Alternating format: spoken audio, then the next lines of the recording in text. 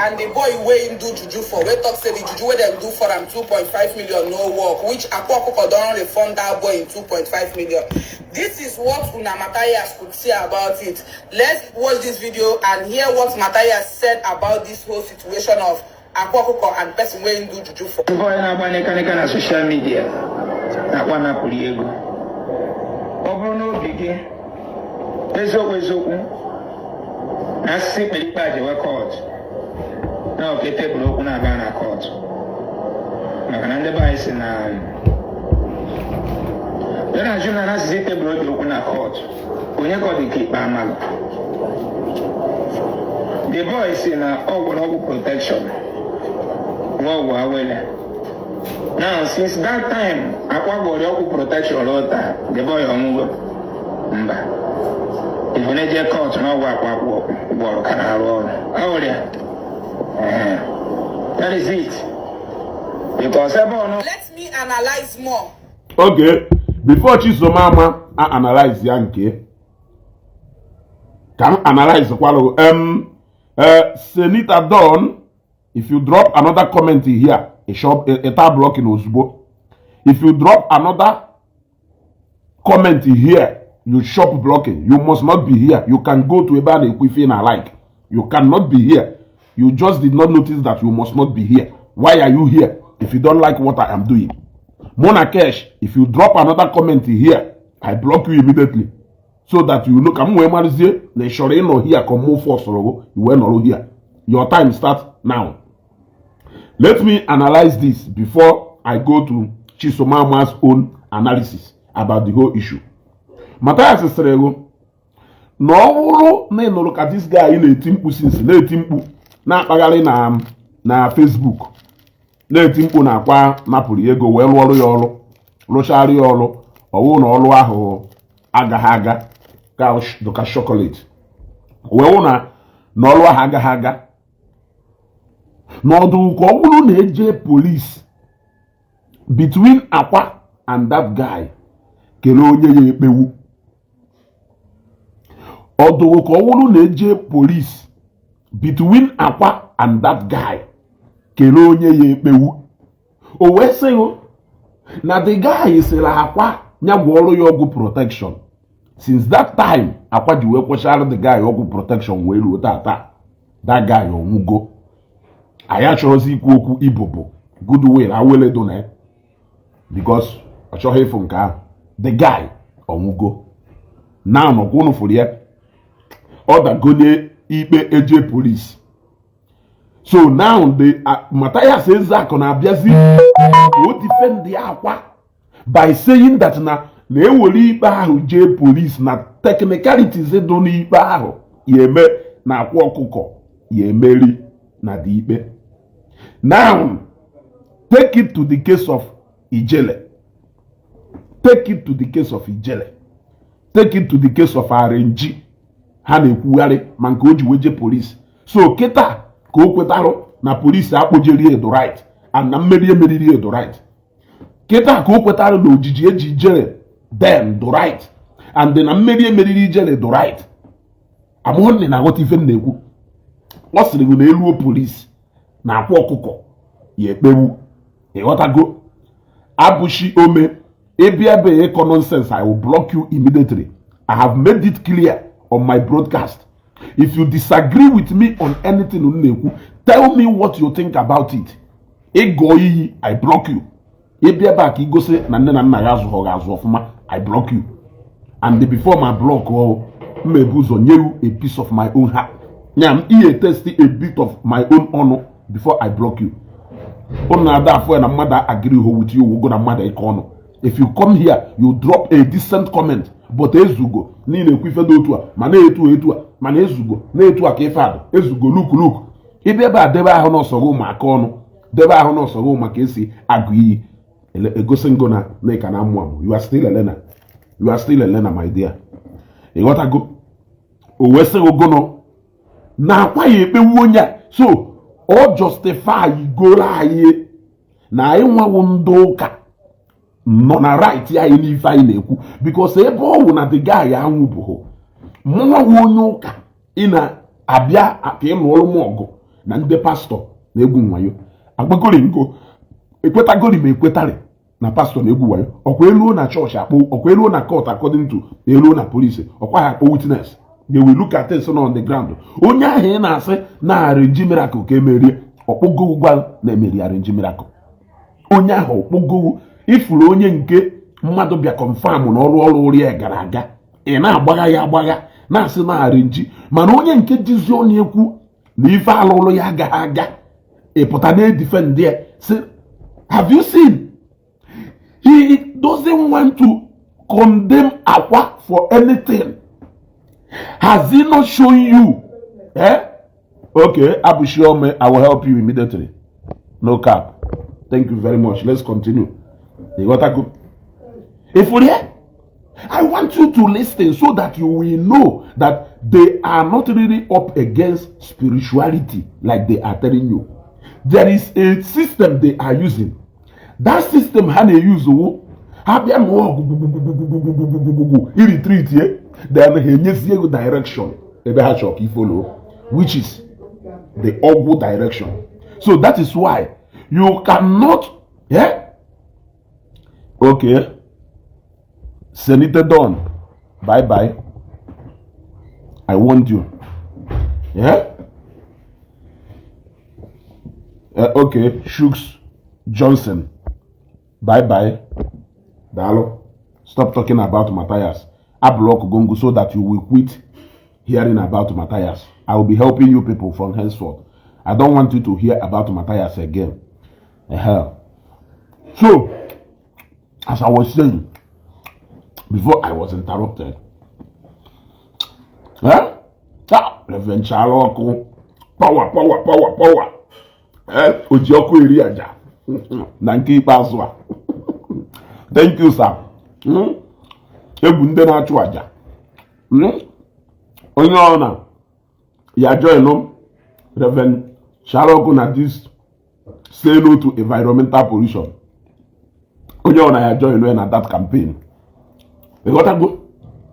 There is a reason why they are not openly criticizing on the Wadibia, but they are focusing more on the activities of the Christians. They have a reason why they are doing that. Look at how all of them has jumped out to use one technicalities or the other to justify the actions of Akwa with the client here. Okay, for you. Mathias na agwa na Mathias na agwa na ọwụrụ na-eje court na Akwa does nnukwu mmadụ na Akwa ya emeri that guy. Are we now talking about onye ya emeri or are we talking about the reality of what happened? You know the truth. You know the reality of what happened. Since you are trying to educate people that in spirituality, there is nothing like spirituality. There is nothing like any spirit or any God anywhere that is capable of answering your prayers. Then I ask you, I Ezeaku ask you, if Akwa na-eme or ife mmụọ ka ọ ife mmadụ. If Akwa na-eme or ife mmụọ ka ọ ife mmadụ. Then I ask a question again, wee sị go, kedu ife kpatara ihe eji achụgharị ndị ụka agwabụghori ihu na-eriri ha eri? Kedu ife kpatara ihe eji achụgharị ndị agwabụghori na-eriri ha eri? Hapụzi onye pụtara openly gwa edo na-erigokwo m. Open na onye ahụ gwara gị na-erigokwo m. Some of you even started defending Akwa even before you heard from him. You started defending Akwa even before you heard from him. You have started defending him because that is where your loyalty lie. You believe you know. Your own version of Omenana is a Igbo. Your own version of Omenana is Ibera. Before I even continue, here Ife Chisomama Yahweh every dog Bagotana. Ọkpọ Ebuka Obi, ọkpọ Jeremiah, ọkpọ ndị pastor, na ọgwụ ada alụ na ike adịrọ n'ụka, na enwere anything na ife ọnwụ na inidiri mmadụ iberu yeje. Look at ebe Chisomama na justify ọgwụ. Look at ebe Chisomama na justify ọgwụ now. Na akọwara etu ọgwụ si alụ ọrụ. Gee ntị.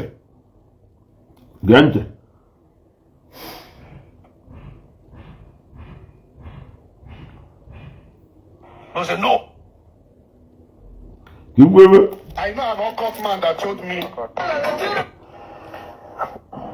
Let me analyze more. What analyze them? Mathias said. Let me elaborate more for those people that have been coming to my comment section to say, oh, Akwa gave him that 2.5 million for assault. Akwa don't want to go to court with him. If Akwa and that guy goes to court, Akwa will win him. You know that? That's the fact. Since him go Akwa you win, man ijele ye meri ndoka. Akwa you win, man Mathias and ye meri ndoka during the time of his own. You got to go. Akwa ye win, man ndala nina juru ni wa uko na kogheri ye meri nde pastor hana accuse. Ka igaba niru. The man ga semba. Since him go protection na ibubo, have anything happened to you? The man will say no. Now, towards the direction of, oh, Akwa Boys was the ones that allegedly beat him up, Akwa can deny it. Because you people don't have any voice record of Akwa. Not that he did not do it, but he can deny it. Did you hear about Gwalogo?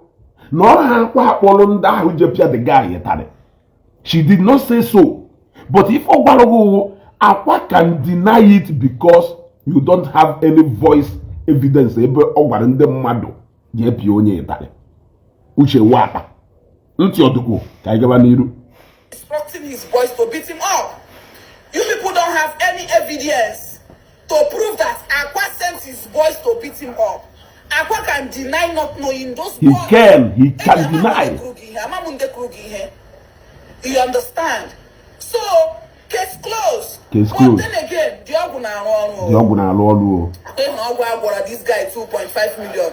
Diogu they work. He's still on the protection now. When he name since that time, even as the boys beat him, Ivan, you understand?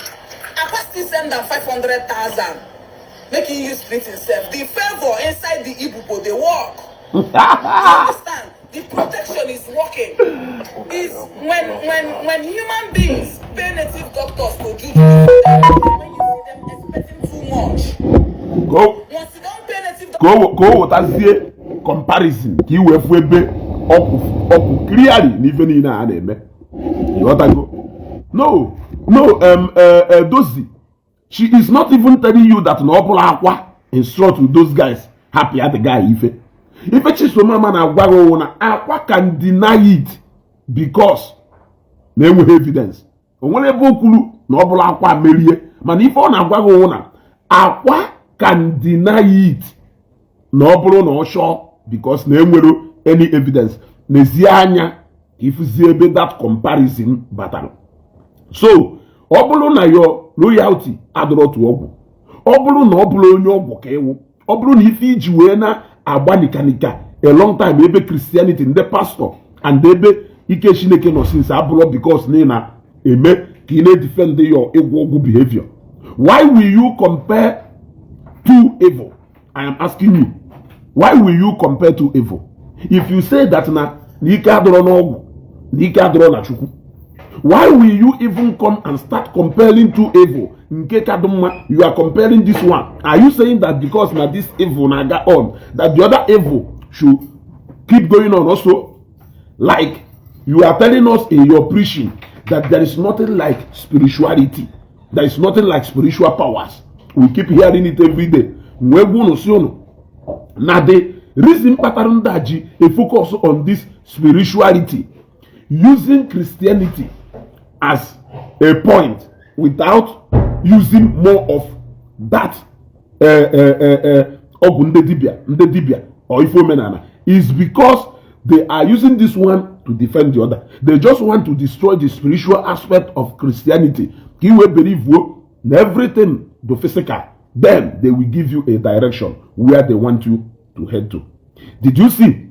How can you say that these two things are they existing? Yet you want to use the activities of pastors to compare the activities of Akwa. I thought they are both evil. Why are you comparing two evil that is not even supposed to be existing in the first place? Let us go on. Let us continue because sometimes only may have brain do too little. They cannot comprehend. They got to go. If I am to cover ụfọdụ ife ha na cover. Perhaps enwere cover very well, but they are showing their loopholes everywhere. Everywhere. Good morning. Yeah. Good morning, sir. Long time. Yeah, long time. Okay. I know. Madam, also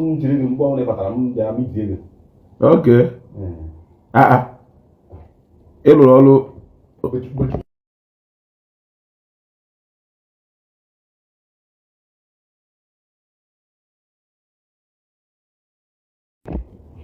To do juju for you, you will start expecting too much. You will start wanting things to start happening immediately. But when you succeed in your church for prayers and your pastor pray for you finish, you will be hoping on faith. Faith. But don't want a native doctor now. If the call it is not about condemning what has happened. It is about no immediate suicide in nke pastor. Pastor, I not complain about faith, which of course now we're here. Okukwe and Deziolo. Okukwe and Deziolo. You gotta go. You must have faith. You must believe before it will come to pass. You gotta go. So now, Owolu faith, I want to. So are you telling me that no therefore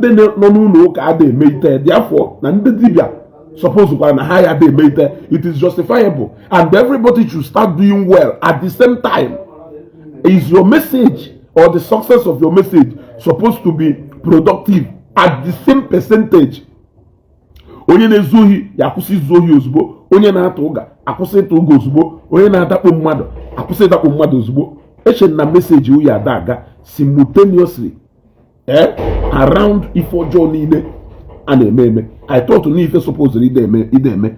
You see now, all activities of pastors will be their defender ifo jo o mana Akwa Okuko melu.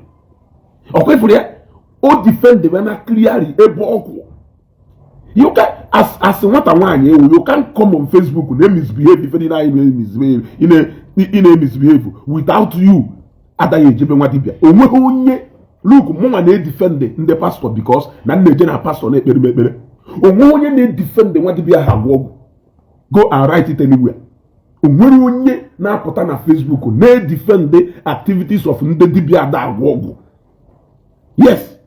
On don't patronize or defend it. So you can as well say that yes, next you go. The pastor Anna as a matter of fact, I'm a spiritual father. Anna as a matter of fact, I'm a spiritual father. So will I be right to say that now Madu defend the activities of Dibia? No, if not, if you see what is evil, say it. Nwa mi fojo ekwom no meri fojo onye nwa okeke mi fojo ekwom na nwa okeke meri fojo nwoke afọ mi fojo ekwom na nwoke afọ meri fojo meji masisi na mu wo onye eziokwu ma kuzi na mu John Paul Udechukwu or the cancer. One more comment from you here, I block you. Go to pages. There were so many pages in our live this morning. There were so many pages in our life this morning. Can you locate any of them what matters and go and start watching it? One more commenter matter in this page again. I will help you.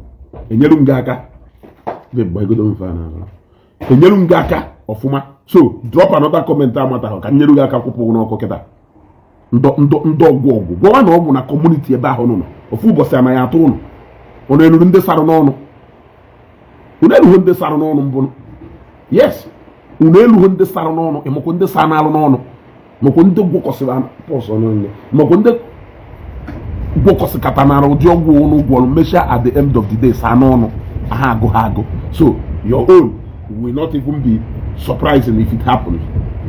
Let us continue. It doesn't work like magic. I want to go more faith, more patience. Stop being impatient. Because I want to know that the God you saw in the city now is life. Ogu, can it defend now?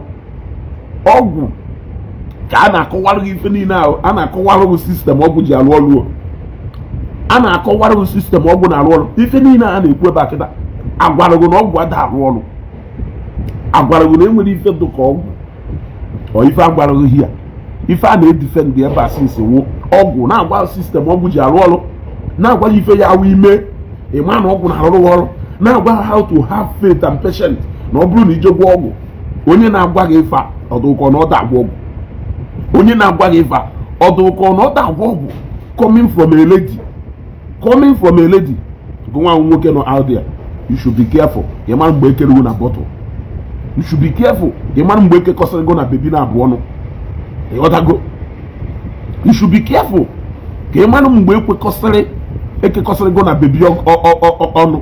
Let us continue. Some pastors can say, come and sow seed in my life if you want this thing to happen. Or wouldn't you sow you receive in a church 2.5 million now? I'm a make and faith down. You are still believing by faith. So let's stop being petty. Now the fund of payment after Bosharagogo. Akwa Okuko Tiwaraki, write and put for your house. Akwa Okuko no longer. Akwa, listen to me. Write it and put in your house. No refund of payment after Bosharagogo. Ogo might take 5 years. No refund of payment. After all, we had a voice note of that same man saying that Akwa told him to stay 21 days without no knacking. Making no touch woman, making no knack for 21 days. That man, I got you to made 28 days. Now waiting they send you. Now waiting they tell you. You cannot follow the instruction. God will weaken all on Nishi. You do the one way you choose. They tell you 21 days, you go stay 28 days without snacking. Now waiting they tell you. Akwa Okuko see that breed there. See Akwa the village, how that breed there. How that breed that guy. They reform the wala yekoya. See that breed there. Come and carry your pot. You understand? Yes. Or then come and carry your pot. Mumu never that breed there. Because you don't refund them the money. You understand? John. Gina John or Wofu. Gina John or Shofu village. Gina John or Shofu ne Wofu ne Muluna Bo. Wofu ne Unikemugodi or Wofu Chineki. Ogwagwolo John or Galia Gona John or Wofu nne mụrụ Gona John mana onye ekpere receive testimony of healing. You are telling us that n'ihe eje ebe ndị ngwọrọ nọ kpọkọta ndị ngwọrọ kpọrọ ha ncha bịa n'ụlọ ụka ndị ngwọrọ ahụ ijere ịkpọta na Mr. Okeke ahụ receive instant healing. Ofu nne mụrụ ha ofu chikerufa ofu nne mụrụ fa ofu chikeru ha ụna agbatakwuru ife na gwuno. They are now n'iji egbe na-agba onwe fa n'ọkpa. Ọ sịrị gị na ọ bụrụ na agwọrụ John ọgwụ agwọrụ John wee gaa na Gona John nke ya agaghị ọwa ofu chikere ụnụ.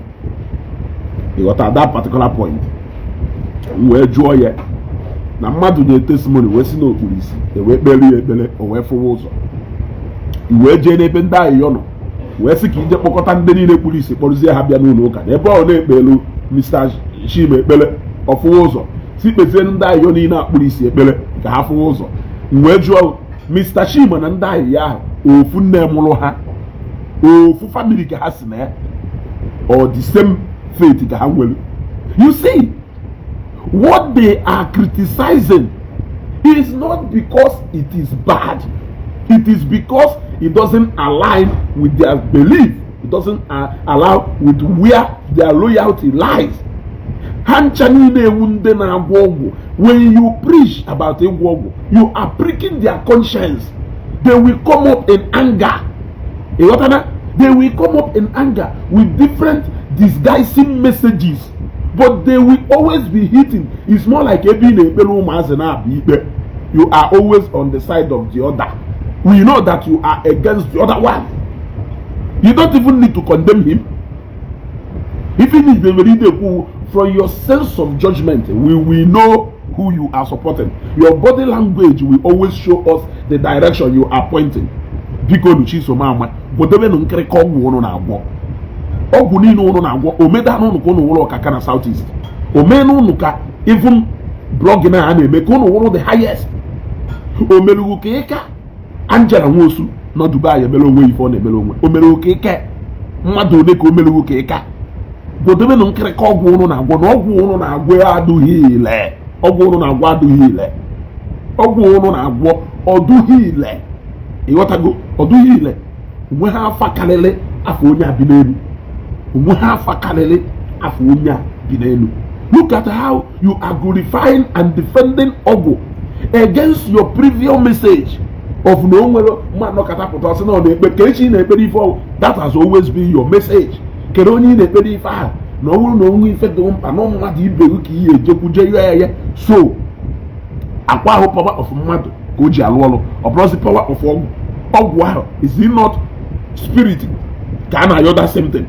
Ọgwụ ahụ a na-ekpokọnyọ so iberive go today na ite and ibubo ya alụ ọrụ mana iberive na olive oil and holy water ya alụ ọrụ. Ana m ajụ so today iberive go na ite and oke ite na and ibubo ya alụ ọrụ na ife ọwụ na-ekechiri ekechi ya alụ ọrụ but iberive na holy water and the olive oil ya alụ ọrụ.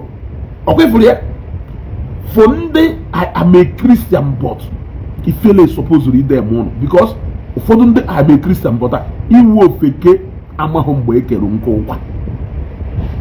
Watch their analysis when they are analyzing something. I told you that when I brought about this case na my Facebook, when I brought about this case na my Facebook, that may ekwu because I am seeking for justice for that okpo because na onye osimiri fụrụ ọkpa ka ọ na-eri ọha wunde na-eme ha bịa na program ha na-agụ iyi ọha wunde ya wụ ha bịa na program ha na-agụ iyi. Ịghọtago chetakwa ife ngwarawo mbụ ịghọtago ịma na onye update ka nwụ ịma na onye update ka nwụ.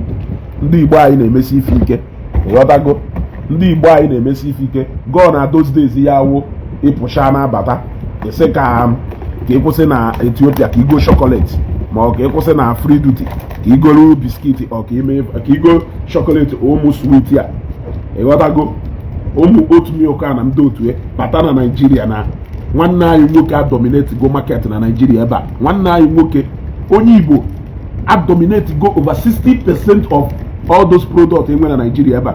That is why anyị ji agwa ije na Balogun ije na Afia ije na Enugu a ije na North ije na Onitsha ije na Ifa ije go chocolate ụmụ otu milk a ụmụ ịmana na ụmụ sweet ya ụmụ kelu ma ndị a na-atụ ka granite na chocolate ife niile a jee chọba nira nke ọwụ na-ede nira ọtachigbo gorie nọ nke anyị ka ọwụ gorie nọ nke anyị ka ọwụ.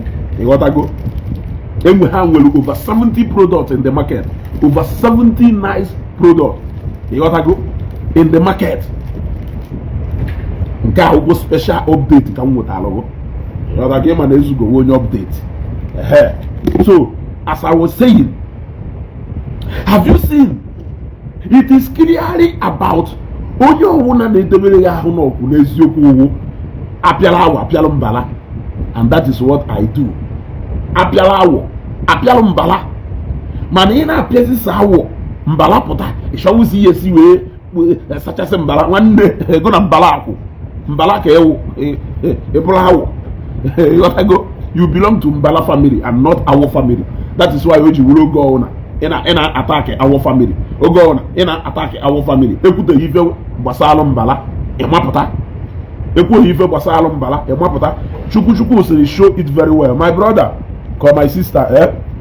I don't need to show it very well. Iluo n'afịa gwa ha na ife ahụ ịchọrọ ọnụ chocolate ka ịchọrọ we no sweet ka ịchọrọ ụnụ ụmụ oat product a ụmụ oat milk and ife niile ọwụ nya ka ịchọrọ gwa ha na ịchọrọ nira or tashibo product. Gwa ha na ịchọrọ nira or tashibo product. Thank me later. A na-ede ya edeghe nira whichever product ọwụ na ya ederiri ya nira or tashibo. You got to go very soon. I will unveil numerous of their products. Over 70 to 80 of their products on Avia.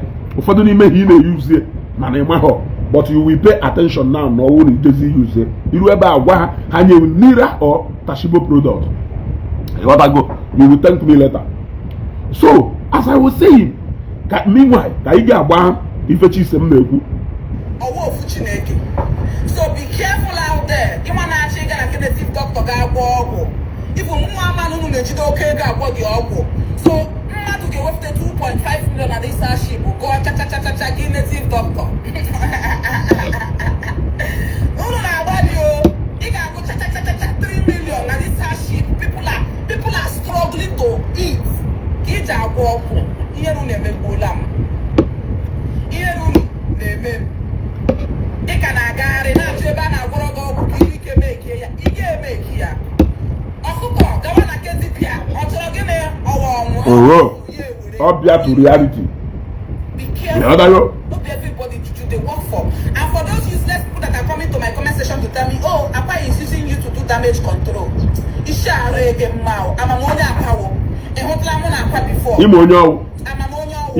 just supporting him because no refund of payment after Bochanagogo.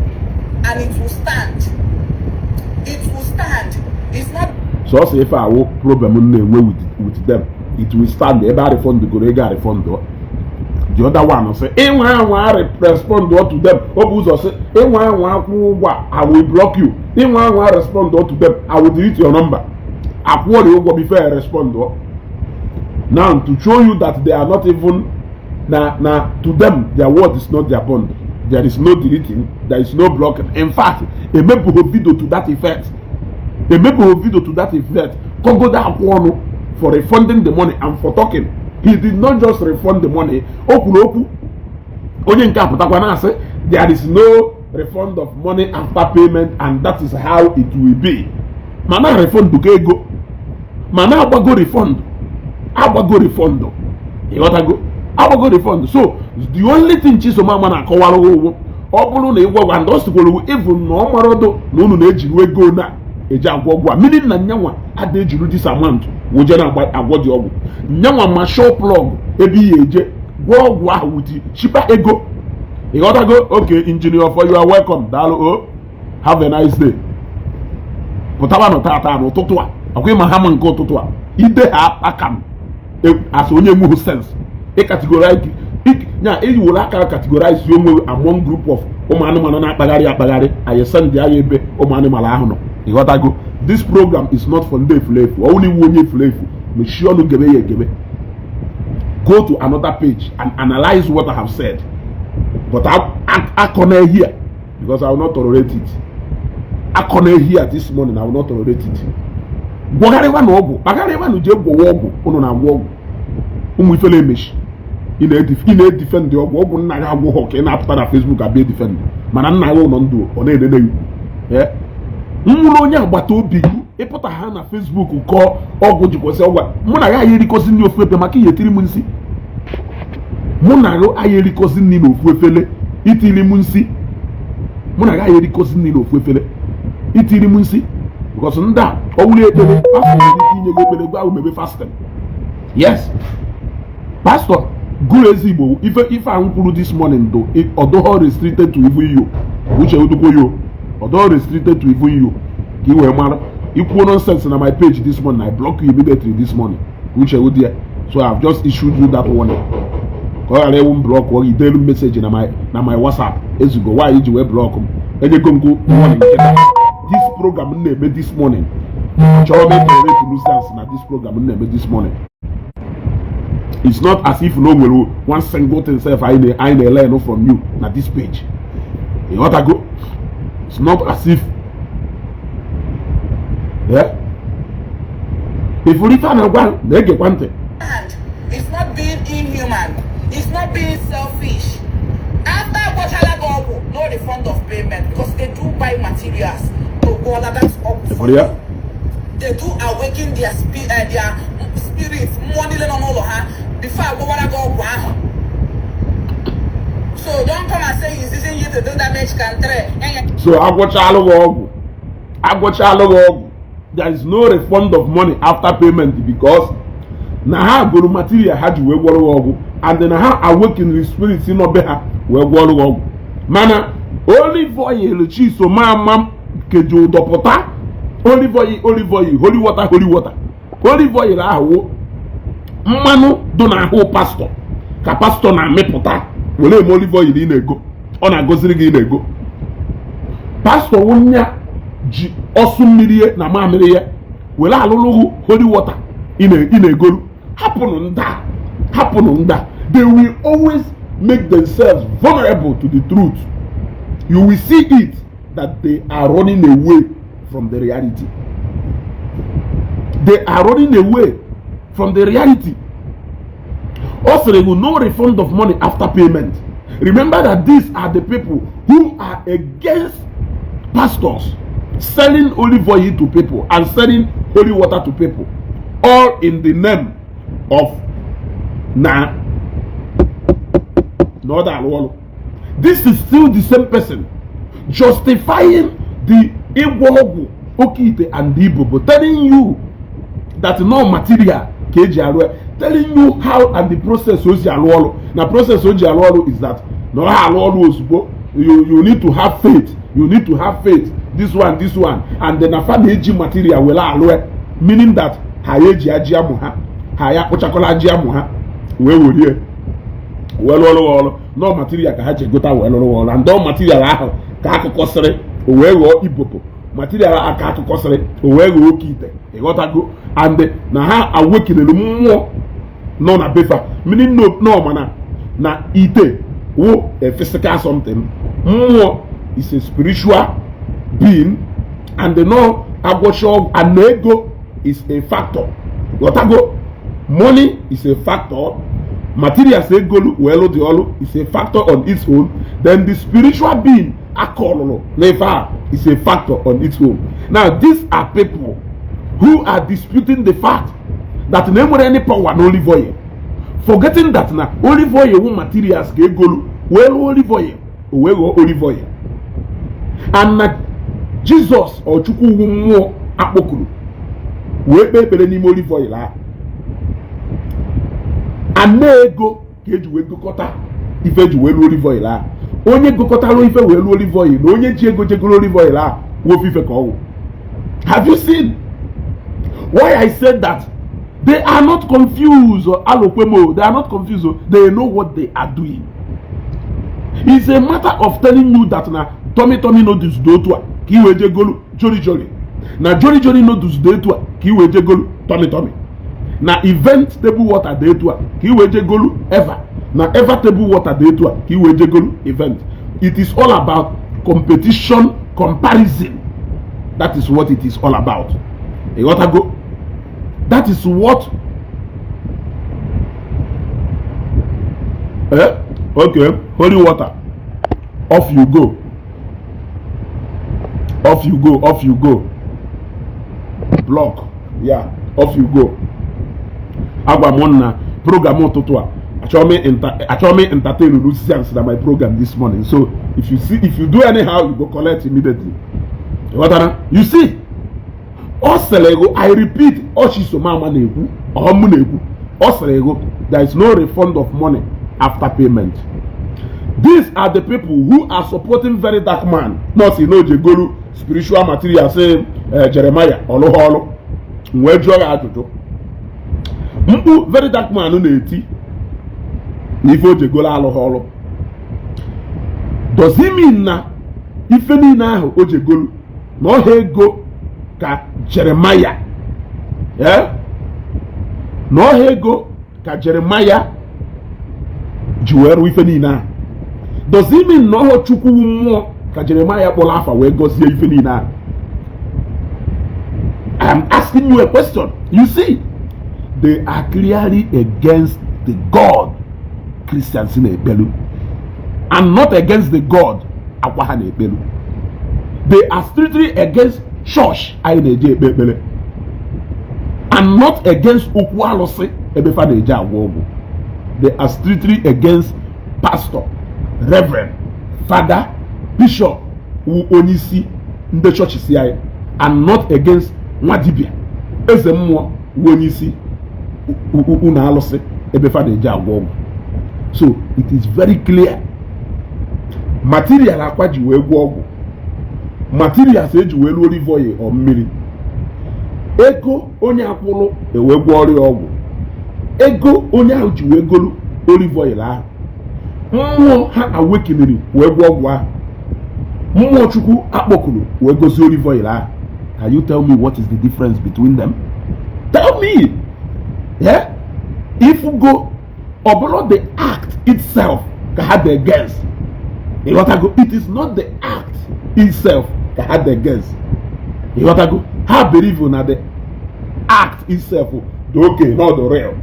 But no onya pokulu mmado na ife nyelu mmado onya na-eso okwu. Kelu mmụọ akpọkuru ife akpọkuru mmụọ Jehova ebe a. Kpọkuo mmụọ ndị egede na ndị mbụ ndị ezumezu ndị ife aka akpọkuru na nke eni. Ha sọpọtụrụ mmụọ nke eni gwa na nke awu onye ọcha mana nke awu nke originate from be ha nke busisicha n'alụ ha nke bụcha n'alụ ha inu nke kele ụfọdụ n'ime ha kechi ụfọdụ n'ime ha mọdụrụ ekere ha ekewuru ha debe n'ofu ebe. Ụfọdụ n'ime ha na-eprichi against Fada Chalọkụ na-eji ata aja amụhọ na Fada Chalọkụ na-eji atụ ụfọdụ n'ime ha na-agbụ. Ụfọdụ na-ebe eji akpati ozu achụ aja, ụfọdụ na-ebe eji akpati ekele eke were ka ịgbachisịa ya were achụ aja. Fada Chalọkụ ya ebupụtakwa ya na-agbaghesi ọmụhọwụ na ọnya ka a na-agbaghe acha eji banana granọtụ shụngọm na swit na ndị otu na coin maka ha eji ezigbo ego. Ụfọdụ asịrị na-eji ego ayọrọ aka na-eri ego ayọrọ kịta ichi atọghị m iji uwe menata vidio ichi iji ego wee chụọ aja iwere one rapper to 200 yes were one rapper to 200 ichi iji anụ asịghị na ya egbiri ya anụ nwụrụ ofu ọkụkọ jee debe n'iro ife anyị na-eme wachi ime Thanksgiving na ya nwụrụ ọkụkọ jee n'ụlọ ụka anyị ewere egwu jee n'ụlọ ụka anyị eburu ife gbara akpụ wee jee n'ụlọ ụka jee tụọ Chukwu mma nke nne m mpụta na-adọrisi ọkụkọ achịrị mgbụrụ ya afọ aghawi ebere mkpịsị mbọ ọkụkọ ghawi banana adọghị eri ọkara tụwi kedu ife ọzọ eweta ego ayọrọ tiwi ọ eweta coin tụwi. Why can't you bring everything ka ọ ya wụ nya aka m Fada Chalọkụ wee wụrụ chi eze n'ije buru aja onwe ife mma adazi alụ mbata ụtụtụ ọwụ na-eburu m machin na-agbagharị abụzi nọ niile nọ na Nnewi nọ n'Ishi nọ n'ebe niile nnu ebe a mbukọsịcha ife niile ahụ pụta adọbanye na my store room. Ụfọdụ n'ime ife olili dị ebe ahụ ya lasting for more than even before the year agwụ ka ị ga-agba ife ọ na-akọ.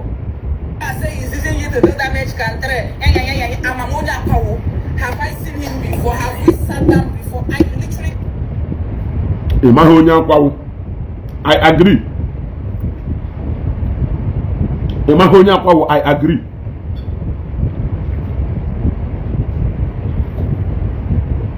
You must not know onye akwawo. Yes. I spoke during the time of Jeremiah. I don't know Jeremiah 101.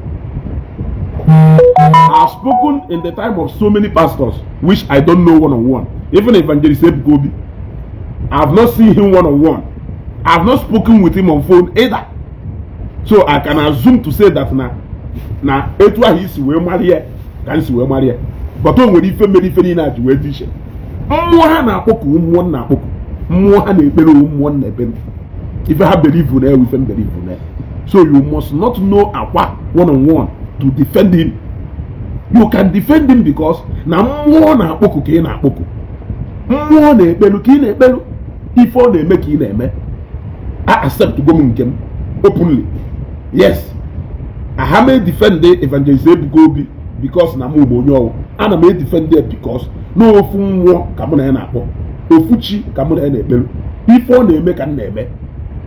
Pụtakwa na Facebook openly bịa gwa ndị mmadụ na ihe defend Akwa maka na ime onye ọwụ kama na mmụọ Akwa na-ekpelu ka ị na-ekpelu na mmụọ Akwa na-akpọku ka ị na-akpọku na ntụ si ekpere ya ka isi ekpere ya ịghọtago n'ofu ala ha ji ka gụ na Akwa na-achị efi. So you must not know him. Who says you must know him? You must not know him. If you are a support of Tinubu, it doesn't mean that Tinubu, but he believes in the ideologies and leadership movement of Bola Tinubu. That is why they defend there. It is the same with everybody out there. Where your loyalty lies is in where you believe in everything about Onya. What does it take to be loyal to somebody? Do you know that there are so many people who are, look at so many people who are following me here? Measure video, I found thousands, I found hundreds, I found many comments in support of Nifenkulu. Those people, do they know me personally? Mona Hawofu Mona. Mona Hosi from Ofunewi. For the name Wunde Amishi. For the name Imo State. For the name Abia State. But because they are supporting what I am saying, what it shows is that no full idea can share, no full allergy can share. So we must not know each other one-on-one. So who says you must know Akwa?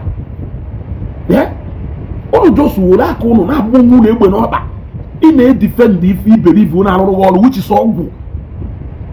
You are defending where you go and ask for your favor, which is yes, that is what if our ancestors said, always talking out of point. Why am I here talk out of point?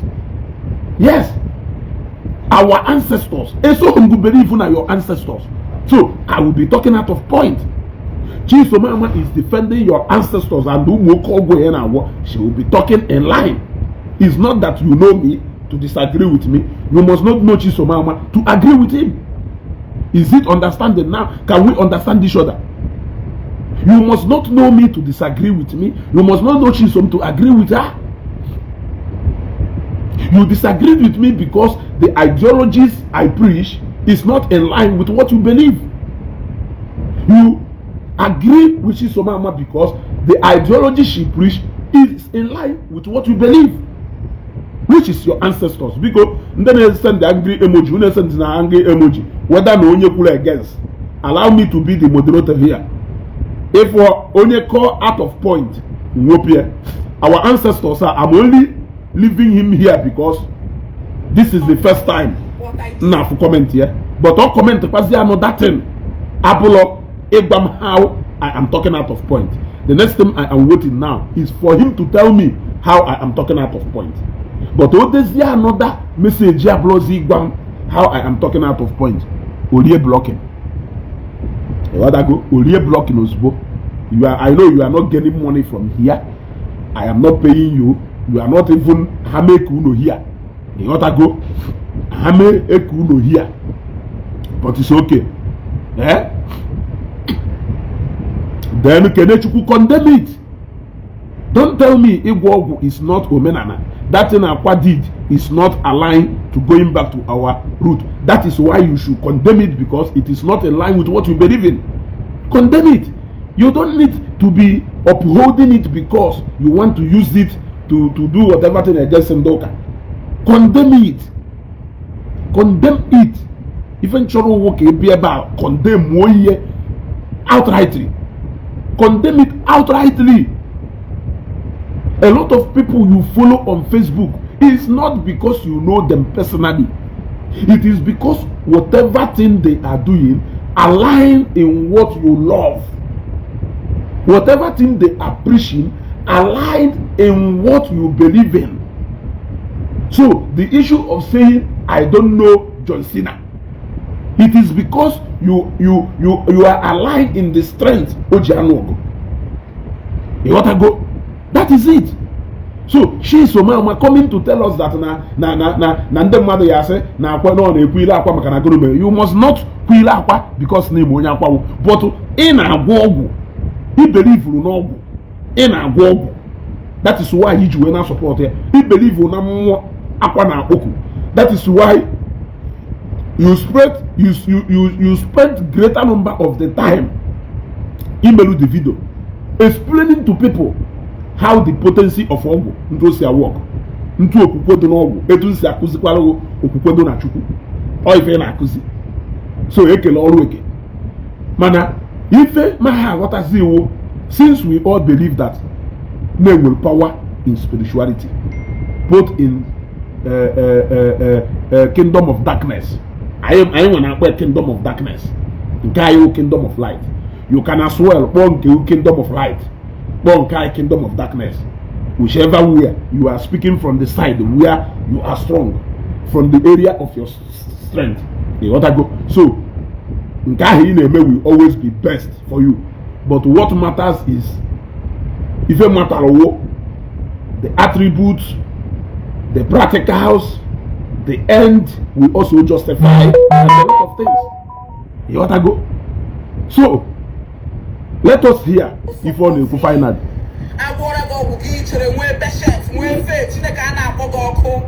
It's one inch. Fire. Go to your church and pray and so sick. But I want to go in this 2024. You get with that patient. Oh, we don't want. efolie ịghọtara ife ọ na-ekwu mana isi na ihe eche gujekwa na ya chọọchị ji ekpewe faya o believe na faya anyị na-eji ikpe na chọọchị anyị awọkọrọgo mana na ọgwụ ahụ na agwọ ọrụ gị ọgwụ n'ihi enwe ndidi ọgwụ ahụ lee ọlụmọlụ. Are you getting my point? It is no more hidden. Ngwunwa onye che na ha na-ekwu na ndị pastọ na-egwu wayo onwe dana mmadụ one oke onye pụtara ụgwọ ahụ na pastọ egwurie wayo wepụta na onye ahụ let us go after that pastor ka ọ kwụọ ụgwọ wayo ahụ ogwurie. Onwe otu mkpụrụ onye pụtagoro sego na pastọ ya onwe mmadụ one ka ha na-akpọpụta sego na onye asịrị na pastọ emere nka na onye asịrị na pastọ emere nka. How many of them? Let us use the pastors ha kwere n'ọkụ all this while. Let us use evangelist Ebuka for instance. Mmadụ one ka ha kpọpụtagoro kwue sego na evangelist Ebuka gwuru ewayo onweghị anybody, nobody.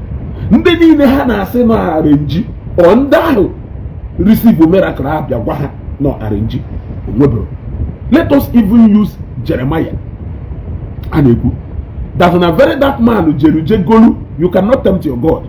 You cannot tempt your God. Every principle I may use as Christians is well outlined in the Bible. It is outlined in the Bible. So you cannot walk, none can walk without the structure coming from that book, I believe in it. You cannot clearly test your God. You cannot go and take what you don't have faith in. You cannot go and take what you don't have. Okay, ngwa, kamalo gato. Lamalo gato. Kamalo gato. Iwe wata exactly even nebu. Kamalo a typical ato. Iwe wata even nebu. Iye wolu if you like it or if you believe you will you bata ben will you administer on your children. You cannot. Like if namuneli this thing uneli eba keta is because not even likely. That is why you do bata bema. You got so kelu ka mmesi we je go to if me believe you na e wolu nyapo and me je ye eyen da because na mu believe you na if I alolo I will give you what I believe in. That is why some people are down alcohol cannot buy alcohol for you. Onye ona na preach na alcohol odonjo cannot buy alcohol from you. Onye ona na say no ha like no ha eju na akuna. I akwaru uju na akuna. It is very clear. We all know that. So how can you go and buy a product you don't have faith in? A product you don't believe in, only just for you to go and prove now that product ada alone. Only for you to go and prove now that product ada alone. Even pastor with olive oil and the holy water, as this spirit leads him, ufodu olive oil ufodu holy water into spirit is will lead here. That is why the spirit will always lead you to either buy holy water or buy two of them. That spirit in you will always lead you to a direction or shock. How can some or biscuit or ibuafia or bread rema and go na bini or ya we put a golu put ije ke ndem mad ana ma ajuga ajuju. For example onye bianube ya hangu star iya force en star because no be iya force en star or yan golda because na no biara na baby. I am asking you, how can you go and buy something that has spiritual back in there? You will hear a gift ni leke yende man ejiyeme gift or gift to call ukanajo. Is it a gift? It is not a gift. So that is why in Jerusalem, tell me one person jaka ye, jegolu ye, potagolu, complain olugu. There is nobody. Umwelu anybody complain olugu. Not even a single person complain olugu. So, kedifi yeji we na asisi onye owu, je bebe fire. Onye ha na-ebe fire or complain olugu. Man onye na-eme nke ya he believe na I complain olugu. And look at one thing people don't understand. Yeah? Look at one thing people don't understand. You are an advocate of Mathias Ezeaku. You are an advocate of Ogu. Why can't you go straight and forward and start doing what Ogajik and the Kongu Dibia name? Can ife jigi jemebe ife Ogajik and the Kongu Dibia name? At least those people, but are clearly now back happen. Why are you trying to deceive us? Are you trying to deceive us indirectly of bringing now us out from where we are solid, only to come and push us to your side? Your loyalty though. Is that what you are trying to do? Let us continue. Here Chisomo justify Oguhane Jago. Since this year, have you seen anybody advertising Akwa because of the advert? Have you heard in the news or in the television or in the radio station that Akwa is doing advert? Oh, 1 million before, now 200,000 now. Have you seen him doing discounts? Or for Suruga for Sugano lawyer? On a Yogi Biko, Sigibiano lawyer. Akwa when the agent and Akwa customer. Oh, you want with your watch, with your greediness. Like a governor lawyer. So you have my brother, keep making key with a nobody force you. When you transfer money, we don't know. When I made a video. Okay. Akwa force Roga force. The answer is no. Upon good Jaka will transfer ego. The answer is yes. So, ebe when I force Roga force, you will like our genuine. Or we say go if I want to follow, you will look. Yeah, I understand. You are right. Chisomama, you are 100% right. Because I force her force. And the one you jib way to do, we're going to be a Jamie female. So I want you as you rightly said, if I want to follow, now, since in Andene Genuka, now force or her force. Since in Andene go holy water, now force or her force. Since in Andene go olive oil, now force or her force. Why have you taken it upon yourself to force them out from either force or her force?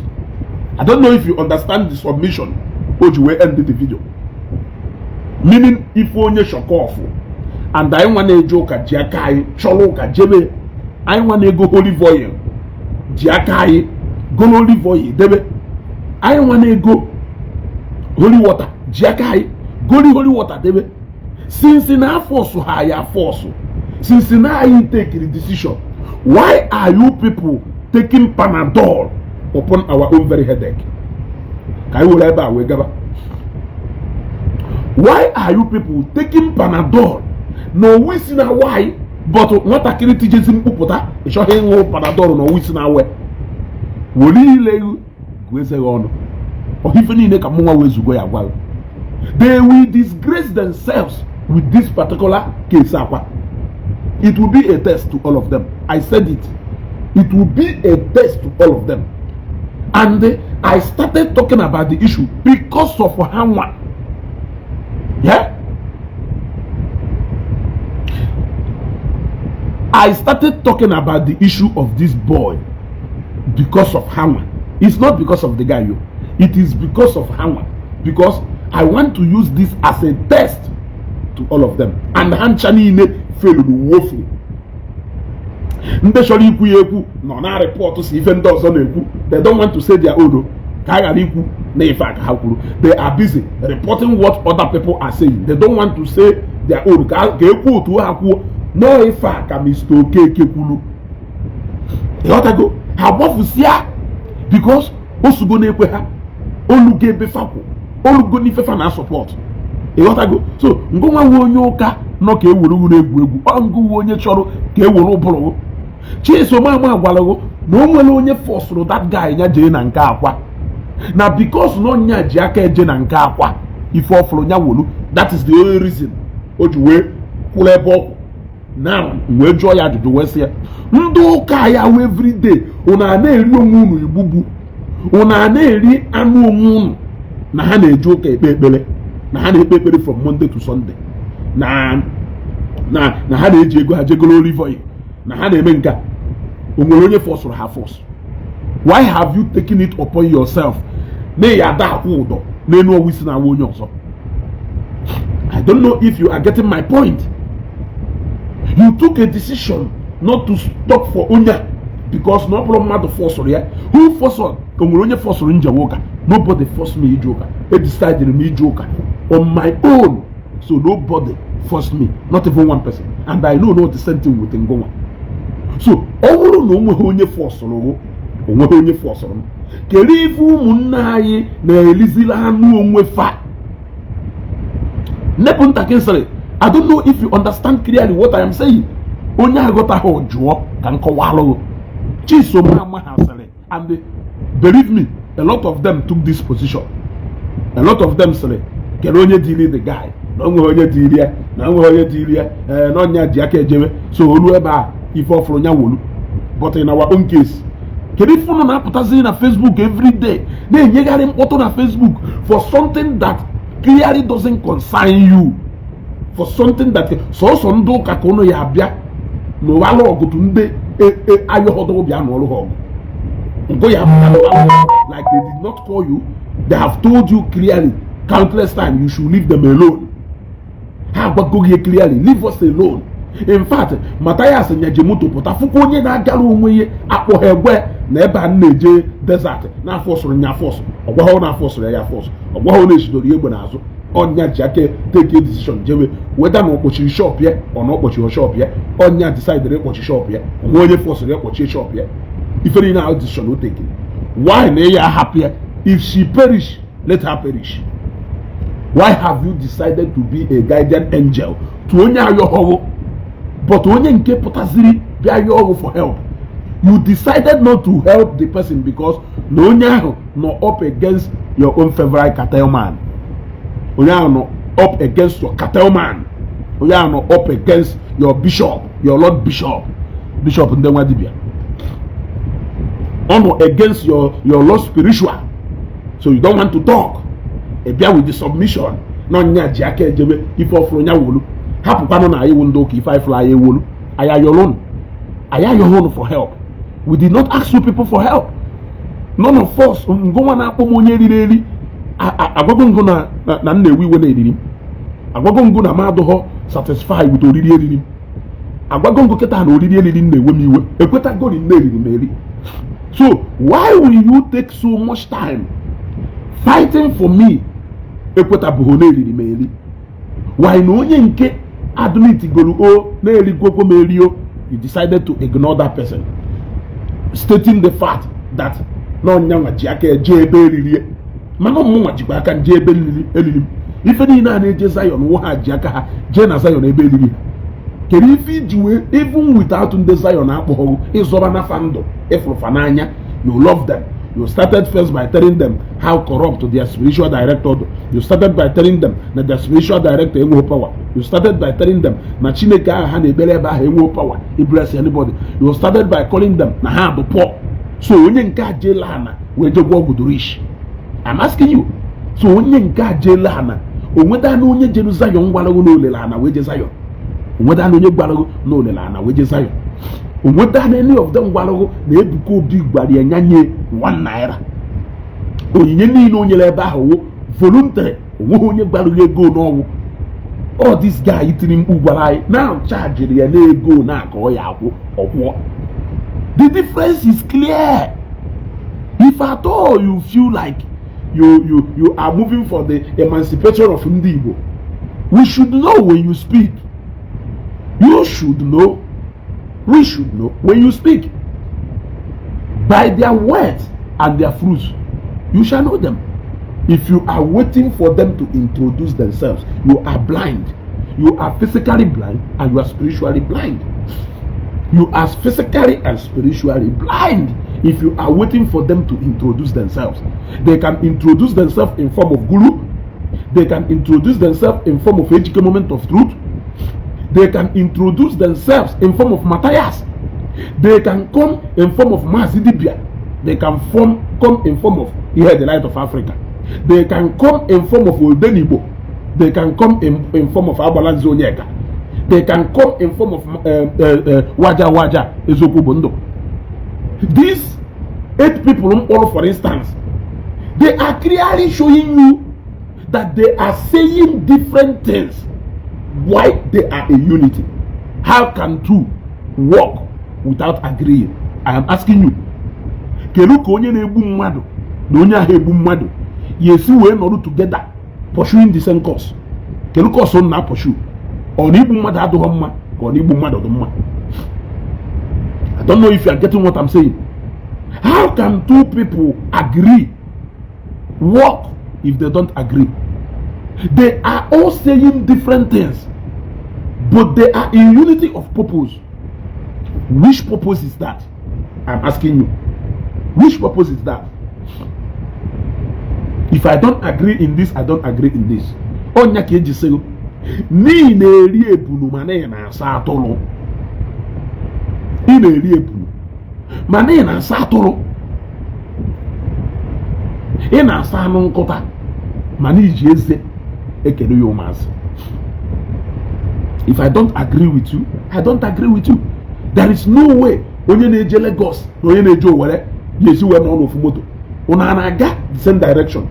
Onwere ebe unu ya eruo, ọwụrụ onye na-eje Abuja na onye na-eje Lagos asị oke na onwere ebe unu ya eruo, onye ejebe Abuja, onye ejebe Ifa. But you have clearly told us that unu gwara anyị first, ụfọdụ sịrị anyị gwara anyị si anyị na Mathias aha eme omenala Igbo, and na Mathias aha practice omenala Igbo. Ọ bụrụ na Mathias ada practice omenala Igbo mana ngwa na appreciate about omenala, can you tell me a ha practice omenala Igbo and they appreciate omenala Igbo? Mụnwa omenala Igbo ka na preach nya ka na practice. What can ever put two of you in the same lane? That person name misleading the by all in the guise of omenala Igbo is as guilty as onye a na preach different things na take in the by away from omenala Igbo. Mgbe ịchụpụchalụ ndị ụka iwe chụwazie Mathias na anyagharị omenala ahụ isi, you should be concerned more na Mathias na-change that narrative in a preach than somebody who is doing something entirely different from what you are preaching. Let me explain. Let me explain. This place is my house. This place is my house. I should be interested more in confronting you. Let's sweep debt into my house. Ezakolu you. Ezapata na my house. Karịa onye na-eje azakpuye na nke my neighbor mụ na ya na-azụ ụlọ, na nke my neighbor mụ na ya na-eso okwu, mụ na my neighbor ahụ na-eso okwu. Ịghọtago? Mụ na my neighbor ahụ na-eso okwu. Because na onye a na-azakpute unyi na my house na fight that my neighbor like this, mfuzie ya as an advantage. So onye nke azaruzi ife lulu unyi na-azakpute n'ụlọ ebe n'ala ahụ enebe nyandu. Shouldn't I quickly caution this person? Should go there for me to date my house? Why should I be interested in that interest? Because Mona and Welu, the same interest. Either ways, we don't like that other person. Either ways, we don't like that other person. So it makes us his common enemy. So if we are united as his common enemy, is it a unity of purpose? Yes. Is it a unity of purpose? I am asking you. So what I am saying is that na fancha niile wofu alaraje ka ha na chilefi, whether they like it or not. Wofu alaraje ka ha na chilefi, because there is no way you can be in so much unity when the purpose is not the same. Guru Serego, he doesn't believe in spirituality. There is nothing spiritual about this life. Now, need no church. They don't need any gathering. There is nothing like any place of worship. That is not what they need. Waja with the same submission. What I go? Mazi Dibia, a native doctor called Akataka Dibia called his own teaching the straight. But they are going to his page. Nay to you more. Nay to you are wise. Why will somebody who is clearly practicing the same thing a pastor is practicing, but they are calling on different beings, on different God. Let me put it that way. Why will that person be? Why will that person be wise? Why will you tell that person to ride on? To ride on preaching the same thing you are against. I am asking you to ride on now preaching the same thing you are against. Are you not aware that no Dibiakomo? Are you not aware that now his own preaching is strictly against those people who are Igbo? Are you not aware? Have you suddenly agreed that when you in the other side believe that there is nothing like spirituality, there is nothing like any spiritual forces anywhere? And I'm a quitter square. Am I the one who is confused? Because somebody they go to room and equate square, come women and equate up one more to confuse. I shall make for comment madam. You are making great sense as you go. Oh go but hello. Another person but go do no more ada what if any. Or more ada what if any. My phone will get or one more to confuse. Yeah? Or one more to confuse. So why are they collaborating with each other? Which direction are they going when their messages are clearly stating different things? Mathias on his own, these people go no men and Is it right to say that you have introduced another religion different from Omenana and Christianity? Is it right if I say that they know clearly that what you are doing is not in line with what they are preaching? They are indirectly, through their body language, supporting the introduction of that your new religion simply because you are up against the same Christianity they are up against. The only place where you people agree is on that common enemy. It doesn't really have anything to do with the collective interest of Igbo. We have heard some of them say, no, come on and deba yi jebeloka alakoba. Carrier na how Christians. Are you getting the point now? So whether na baluno, provided it is all pointing in support of Eba Haku, they don't care. Provided Nebaho, even not from the side of Ndoka, they are okay. They are a unity of purpose. They only diversify their means of passing their message. But in other way, they want to achieve one thing.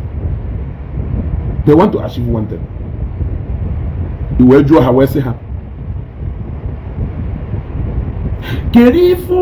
Okay, look at that boy Anna Bo Odenibo. Preaching unke yewo. Na ebe bendocha, na even docha na halo. Go say eba na haru ife bendocha, go say factory.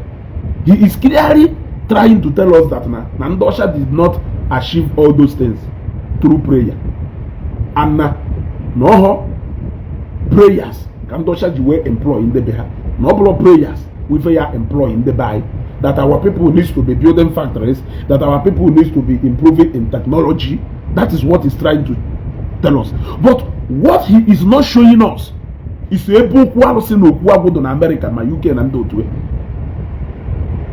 He is not telling us. He is not showing us. He is not telling us. No, Okwalose, Ibelalose, Egwogu, Kande China, Nanda America, Jew develop there. He is not telling us that. Why is he ignoring that other part and continuously mentioning Christianity, Ndoka, Jesus Christ? Does he even know that name will another forces in the modern in Nigeria? Which knows Jesus Christ one more in the modern in Nigeria? Or is it me who is actually missing the point? Does it mean that he actually know what he is doing? No more willing misunderstanding the direction on Aga. But I know the direction on Aga. I know the direction Ebonaga. So I'm not confused. Why is he laying emphasis? No, on a particular side, does it mean that he's comfortable with the other side?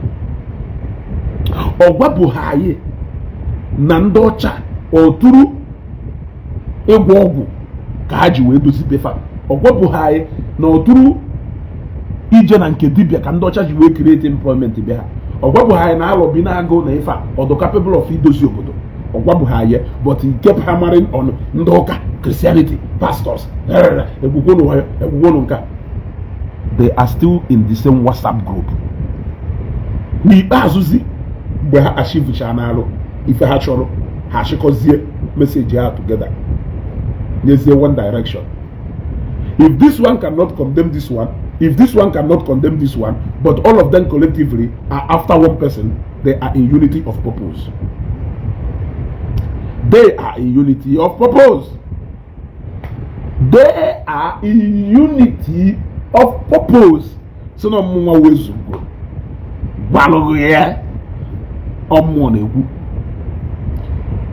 Here the light of Africa. Asego. Na Bible you go menka. Na Bible you go punka.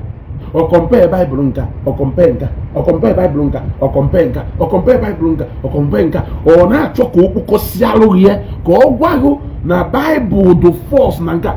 Have you ever heard him? Have you ever heard him saying anything about or for about whatever thing on you be laid down to us the same way as we pass like Bible from the we generation we saw the Bible and we started reading it. Etu akwa kande nemo mena na eba so we meet a kind of principle, let me call it a principle or a laid down principle somewhere, which they are following till today. He has never tried to show us how false all those practices are made. So where do they Bible today? Because clearly, if you are telling me that Bible is not representing anything in our societies today, I want you to tell me how all those practices are made so when they represent what is happening today. Etu a Yesu wenye ndị mmadụ spirit of Igbo amụma ogosi na Bible. Etu a ka ndị nna ha si wee mekwa the principle or whatever to do behind the gbafa. Adonwe ndị na-agba afata, adonwe ndị na-ebu amụma according to the Bible. Etu ahụ esi wee ndị gbogbo si wee dewekwalụ ife sọrọ ndụrụ ịgwọ ọgwụ ewere ọrụ. Okwu etu a ka akwụkwọ nsọ ahụ si wee dewekwa usoro ị nwere ike isi wee kpelu mmadụ ekpere mee one or two things. Ife mmadụ ọlụọkwa ọrụ ntu ahụ ogwu si arụ ọrụ. Two of them are clearly the same thing. It's only that not different alaji ka na shiri efi. Why is he always interested in that book, Bible? Why is he trying so much to prove to us how powerful human beings are against that spiritual creation that Bible is talking about? Does he even know that na the other side of religion, which is traditional religion, that another spiritual being not there? No one also not there. People are calling upon his backyard. Why is he not telling us about Mwah? Because exist. Ụbọchị o jeru Mathias nyeri ego ọkwa Mathias gọọlụ ya ọfọndụ kpọkuo ụfọdụ spirit. Why did he say ọ na-eme iteta ụla mmadụ say good morning as mmadụ si ya ise mmadụ say ezugo ise a na-aza mmadụ ise ahụ ị na-aza na-agọọlụ ọfọ ọhọ mmụọ ka ị na-asị ize a na-asị nọọ ya agọ adụ ka ilelu na ya nke ịgọlụ ka o lelu ngụnwa gọrọ ya agọ. Is it you that will determine my action if we are to reason as human beings? They are telling us to reason carnally. Okay, let us reason carnally now. I want us to reason carnally. Let us come out from the scripture. Then let us see from Omenama whatever thing spirituality put up. Let us be in the neutral according to message for the name they preach like anyị anọ nọ ka Chukwu okike abịa ma anyị na-asị ka ime ka okporo ụzọ rubere anyị isi ise okporo ụzọ ahụ na-erubere anyị isi ọngụ ya anya moto m wee si ebe ahụ ime ebe m na-eje ọ kparụ ka m ji aga ime ife m na-eji ime biyond ebe a mụ na ụlọ ọ mmadụ ka ị na-asị ya mee ka okporo ụzọ rubere m isi onye ahụ ya eburu m n'isi wee buje m ebe m na-eje ọkwụ mmụọ ka ị na-agụrụ ọfa ahụ and iberivu na mmụọ ahụ na-afụ biyond ife mụ na ahụ na-afụ na mmụọ ahụ amadụgo ebe m na-eje even before mụnwa jewe ebe ahụ onye ka iji wee na-asị mmụọ anya mee ka okporo ụzọ ruo elu m isi because n'iberivu na mmụọ ahụ amadụgo my movement from here to ebe m na-eje mgbe nwa na-aga ofe ahụ amaghị ebe m na-eje ịmọdụ mis nsi eje ebe m na-eje ọ ya adọrọ anyị mma ise ime ife m na-alụ ịma na onwere ife m na-alụ iji asị na ọ ya adọrọ anyị mma you are proclaiming in faith inwelu na that mmụọ ị na-ekpele ekpele ahụ you are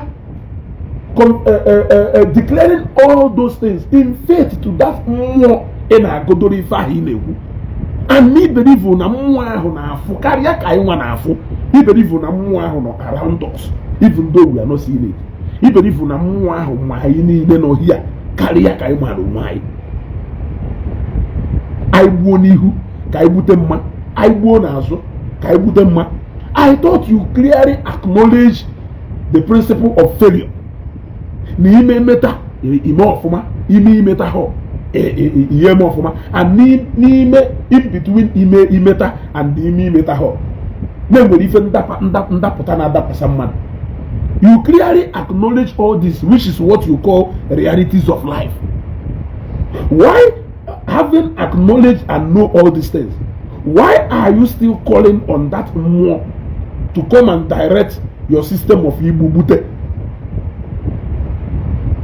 I am asking you. I am asking you ajụjụ bịa ka ịza anya ọ mmadụ ka ị na-agụrụ ọ mmadụ ka ị na-atụrụ nzu ọ mmadụ ka ị na-agụrụ ọjị a na-agụrụ mmadụ ọjị. Who is that being ị na-akpọku ị nwere ike ịkpọku befe ya taba ọjị? Ana m ajụ ya ajụjụ. Why can't you just bring ọjị gbalịsịa ya anyị ata ọjị? Ana m ajụ ya ajụjụ. Kedu ife ọjị ji wee nwee meaning? Awa ọjị ọgbọ ịtọ gbọ ịnọ gbọ ofu o nwere ife ọjị na-ekwu. Kedu ife onye gwara gị ife ahụ ọjị na-ekwu? Kedu onye gwara gị ife ahụ ọjị na-ekwu? Ngwa kedu ife rice ya debe a na-ekwu? Kedu ife plantain na-adọ na n'ime a na-ekwu? Gwa m ife plantain a na-ekwu. Gwa m ife ọkpọrọkpọ anụ adọ na nne m na-ekwu. Gwa m ife akwa iyi na-ekwu. If we should reduce everything we do in this life to carnal as human being, I'm asking you, you don't believe that name was spiritual interpretation to so many things in this life? Onye gwara gị ife ọjị na-ekwu? Kedu ife mere ọjị ji wee dị iche na mkpụrụ isi ndị ọzọ eji ya chọrọ mmadụ ọjị? Ebe be nkịta nche enye ngụ chocolate ya nche enye ngụ ife ọ bụla ọjị. Is it not either ways? Is it not showing that I have welcomed you to my house? Esho enye ngụ mmiri nwụọ. Is it not showing that I have welcomed you to my house? Kedu ife mere ọjị ji wee dị iche na mkpụrụ isi niile dị n'ala Igbo? I'm asking you, since we should begin to look at things carnally, why must you dig up nzu na edo? Hana bụ nwee special spiritual interpretation dị iche from okwute, dị iche from aja. Ha ncha niile ewe ife degree out from the earth. Kedu ife mere nzu na edo ji wee dị iche? Aside aja niile ma okwute ma ife niile ma ifia, ha ncha niile ewe ife na-apụta from the earth. If there is no spirituality, if there is no spiritual interpretation, ana m ekwutezikwe, ana m ahazikwa n'ekwe, ana m ahazikwa n'ekwe, achọrọ ka mmadụ sịkwa m ezugbo niile ekwu ite ka m wee gawakwa n'iru. Akwụkwọ ka anyị bịara ịmụ. Achọrọ ka mmadụ sị m ezugbo n'ihi na ha na-ekwe ka m wee gawakwa n'iru.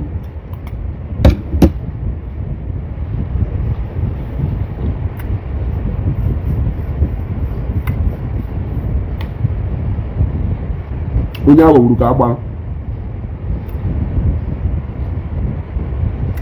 onye aghọgburu ka agbalụ daalụnụ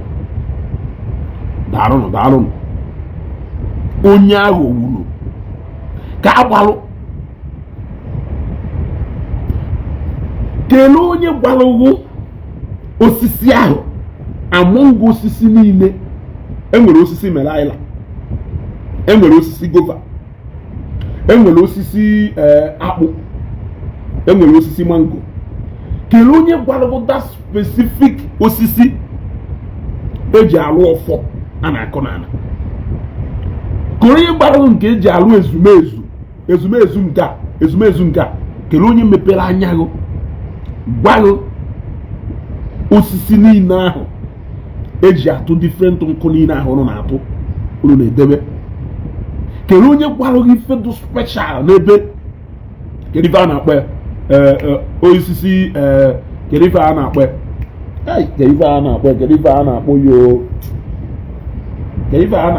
osisi a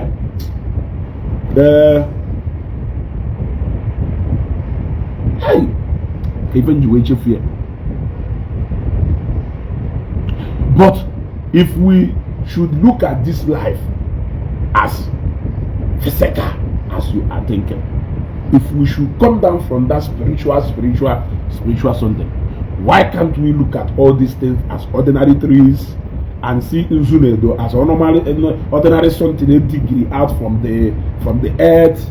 Like, why can't we look at it? We look at it. Yeah, we look at it, then and why must it even be oji? Why not you with a gova?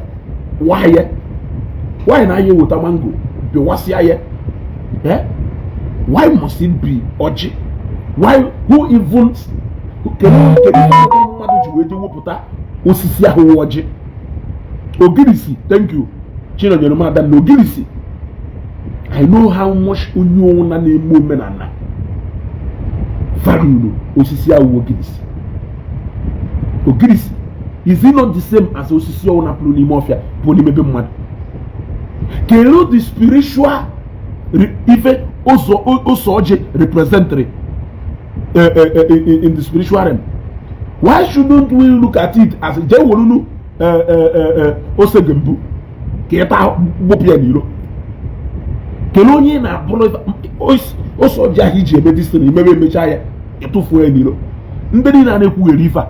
Onwe onye n'ime hi eje na moto ya fu soji ya fu golo. Kerifi de debelo soji no golo na moto or air freshener ko o ndọcha n'onu moto ahụ nyerughie a specification na ya dewe osoji na edewe ugolo na moto kwa ikwonu no onwu n'ugwu no onye onu wawuru kwonu gbara kwa ikwonu no onwu n'ugwu no kwonu onye onu wawuru kwonu gbara o kwonu ndị amaghị ife unu na-alụ kwonu ya daa owu ịghọtago o kwonu ndị amaghị game unu na-akụ. Ụfọdụ n'ime unu ndị native doctor na-akwụ unu ụgwọ anyị ma ụfọdụ n'ime unu ndị native doctors na-akwụ unu ụgwọ gụnụ bịa na-deceive ndị mmadụ because you will not hear them. Ha mee broadcast 100 80 n'ime ha awụ ndị pastor yet ije na mmiri niile Dubai adịju akwa agwalụ na ọgwụ dobe na ewuru tipa wee kpopụwe na in 2 weeks na-ekposichabeghị ọgwụ n'obe ewe njọ ya ajụjụ wee sị kedu ndị je gwa ọgwụ ahụ n'obe ya kedu ndị je gwa ọgwụ ahụ dobe makwa ife nwa ọgwụ andị n'eziokwu ọ na-akpagharị n'ụlọ ọgwụ ya ebe ọ dọlara ite ma ebe o debere ọgwụ ekere eke ma ebe o debegasịrị ibobo ma ebe o debere ife ịpụta ebe ahụ ịfụsọ ọgwụ ife ọgbaraghị uwe eziokwu ewolu tipa wee enyikwo nwa tipa wee kposịwa ọgwụ niile dobe ndị nwa dibịa n'ala Igbo in 6 months ekposichabeghị ewe njụ ọha ajụjụ ọgwụ niile ọwụ ndị mmụọ na-agwa ndị agwụgwọ ndị gwara ya na ha ebere ife na mmụọ. I hear you mere onwe gị ka ị gbara ọtọ n'ife ha ya emeghị you disappear ọ ife ha ya emeghị ifuo they don't agree with Mathias teaching but they are in unity. They are busy defending him. they are calling him Mathias Igbo. Then ụfọdụ asị m ịmakwa ife Mathias na-eme. Kedu ife Mathias na-eme n'ụlọ ife okwuru ọra ndị Igbo na-eme? Ịfụta n'ebe okwuru ọra Igbo. Mathias omeluona Zeus. Mathias omeluona Apostle Chibuzo. Mathias omeluona a lot of people na Igbo. Mathias omeluona Bishop Ikegwonu. Gụnụ ka ọ na-eme ife ọwụ. It is not about ife ọ na-eme. When ife ọ na-eme do different from nke ị na-eme na ọwụ na inwelu sense of humanity n'ime. It is the same thing. Ngụnwa yari aka mma maka na ị na-eji ego ga-ebe nke gị na nyanwa ndị mmadụ na-atụkọta nwa mgbaji ozi ọluo ekene ye for conceiving idea and for delivering. That is where he should be thanked, but the real thanks go to people who has given that money, because you don't know why they actually give that money. The money even onye ahụ ji wee nye that thing inye. Now ndị a na-enye ya ego kedu ife o ji asị ha Chukwu okike abịa ma gozie ego. Chukwu okike abịa ma ya gozie o ya gozie outside normal ife nweta ị na-enweta. I thought the world has been programmed in such a way that na idere afia inele epu abụọ na-abata ojujeghi uwe ife accident n'ụzọ inwe ịdụpọsị o nwere ike ịga. I thought this life has been programmed to work in a practical way in such that what will happen must happen and what will not happen will not happen. Ngozi ahụ na-asịzi Chukwu okike abịa ma gozie onye nyere ya ego. Kedu ife ngozi ahụ nya o nwere extra something Chukwu okike abịa ma nwere ike imere gị outside nke ị nwere ike imere onwe gị. I'm asking you, Mathias o nweghị ike ịsị mụnwa wụ Mathias Ezeaku enyeghị 50,000 or biko dịka ị na-enye anyị ego a Emeka and Nicholas ga-enye gị ego a times 2. I don't know if I'm communicating. Why o ye ji asị Chukwu okike abịa ma wụ mmụọ nya gozie elu nya mepere ụzọ nya duo uche elu? I am asking you, why o ji akpọ Chukwu Emeka and Chukwu Ebuka dị nsọ ka ha bịa yọbara anyị ayịyọ na chọọchị ya? Because the world is practical, because there is nothing spiritual about this life. Chukwu Ebuka dị nsọ ọ ya bịa meghe ọnụ ma wụrụ ọnụ ma yọba ayịyọ. I thought na ife ọ ya dị ekwu Mathias dị ndụ ka anyị je yọba ndị anyị mejọrọ ayịyọ. Mathias dị ndụ ka anyị je yọba ayịyọ n'ife anyị n'idiri. Ebuka dị ndụ nya Ebuka na ebe a, Mathias na ebe a, Chekwube na ebe a. Na o nwere ike na-asị Chekwube dị asọ jee yọba ndị mejọrọ ayịyọ. Chekwube dị asọ onwe ife n'idiri n'ụwa jee yọba ya ndị mmadụ. Chekwube dị asọ ịghọtago. I don't know if I am communicating o. But kedu ife na-akpọrọ mmụọ Ebuka dị asị na-akpọ ahụ ga nwụọ mmụọ ka ọwụ? Kedu ife na-akpọrọ ya ka ọ bịa yọba agha ayọ inwe ha ọnụ since ị gwara anyị n'ife niile dị n'ụwa na mmadụ, man is God to man? Why can't you start calling on men that are alive? Ịkpọ donation ndị obodo oyibo onye ya ego egwa ha Chukwu okike abịa ma gozie ha, but according to your teaching no, onye ahụ nyere gị ego ahụ onye ahụ goziri gị. Kedu si Chineke nke ị na-akpọ ka ọ bịa gozie onye nyere gị ego ahụ? Ọgwụ na onye ahụ nwụrụ ka agbara agwa na aka mma na-eke tụọ ya and eburu ozu onye ọzọ ọdụka ugwu ngụ. Agwa na aka mma na-eke tụọ ya and eburu ozu onye ọzọ ọdụka ugwu ngụ. Of course, Lord Zeus bụ baba. Lord Zeus is baba. Jee na peji ihe ka ịfụ ekpele ọ na-ekpelu ndị nyelu ya ego. Ife ekpele ọ na-ekpelu ndị nyelu ya ego ka mmarụzi ife ọ ya eji agwago na ọnwụ Chineke ya agọzighị n'ọngụ nwa onye na-agọzi ya pastọ. Ịghọtago?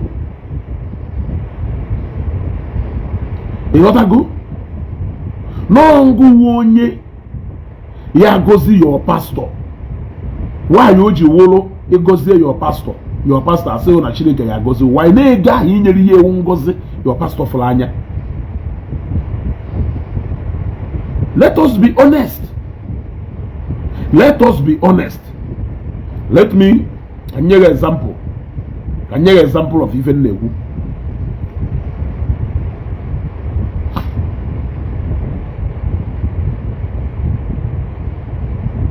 And here is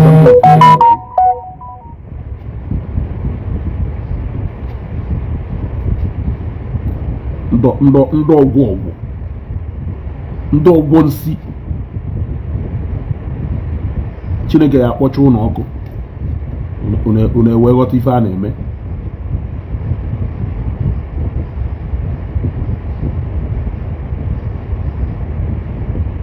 Chineke ya akpọcha ụlọ ọkụ unu ewe ghọta ife a na-ekwu.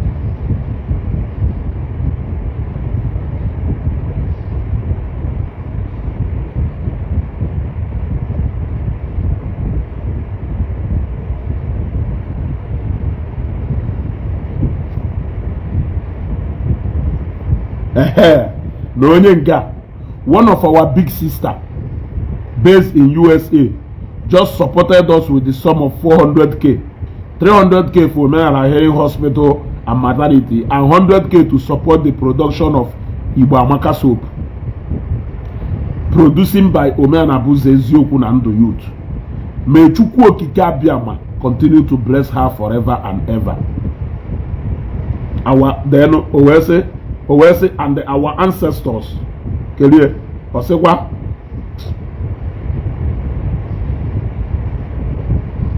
our ancestors, our beloved sister, our ancestors knows your name, and we continue to bless you more and more. Say, Nti Oduko, may Chukwu Okike Abiyama bless you more and more. And our ancestors know you, and they will continue to bless you. Our ancestors knows you. How can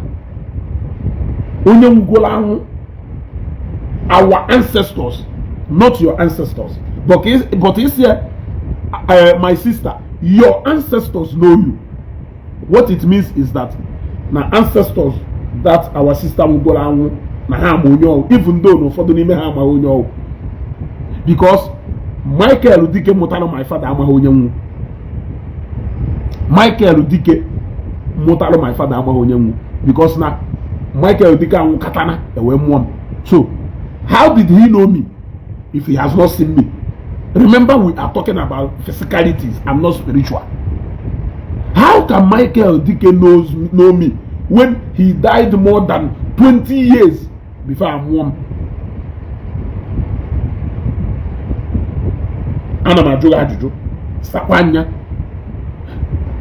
can Chukwu Okike bless you, keep blessing you more and more? I thought everything you owe today, even a guy he woke up, we feel ketalo, why will Chukwu Okike keep blessing you more and more? Does it mean that no Chukwu Okike won't blessing marriage with a guy he woke up?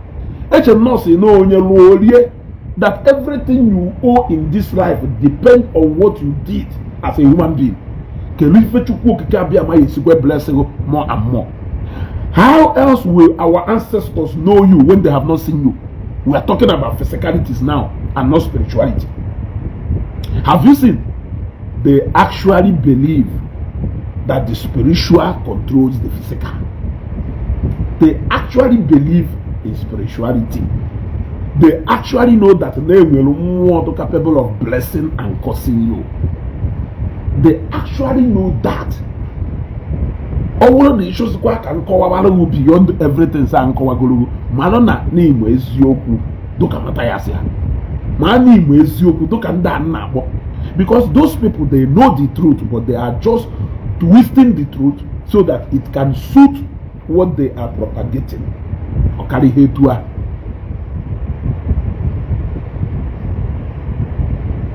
Okari hetua. Why you just won't so reji agwe? Epo hanu so la hesi agwe. Emana ebagi iwu onye ke dal. O iwu mmadu. O mmadu ke dal iwu. kere onye ya ayọ mgbaghara na ide iwu ọjị ọmmadụ ga na-aga ọrụ ọjị ọkwa ya echela ọjị mmụọ ọjị tụpụrụ ri ọjị. In fact, ife niile a nwere usoro which is spiritually laid down. They all have spiritual interpretation. Mathias has confirmed to you now that blessing is spiritual by telling you that Chukwu okike abịama abụrụ mmadụ mmụọ ya gọziri. Meanwhile, you say that man is God to man. If it is left for man to bless you, why is he calling again that spiritual being to come and bless you? Nenu nke mmadụ ya bless you.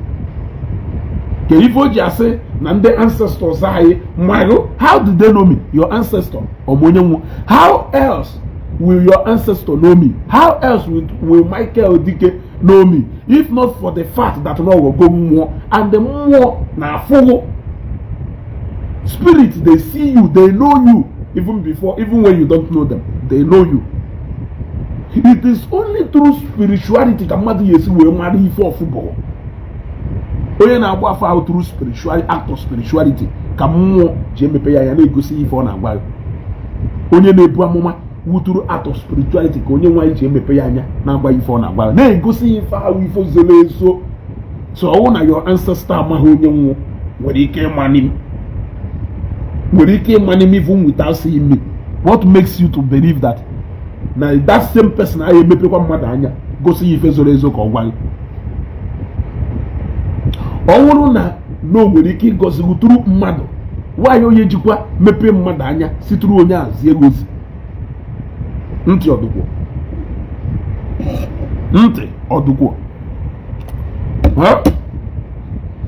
ọ ife niile ka mma gwa.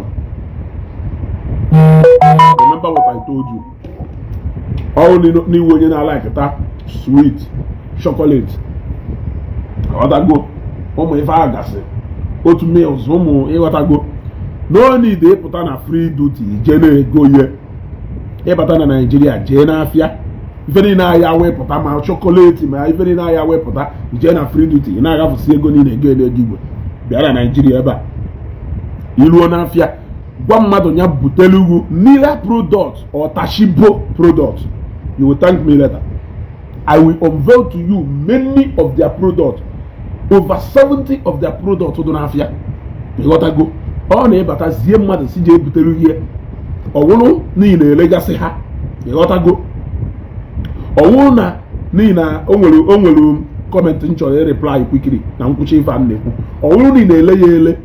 Your supplier enweghị Nira or Tashibo product. Mana ọ na-egbochi gị ime business. N'ime afịa ka iburu ego ntụ ibe isi eburu. Ịghọtago?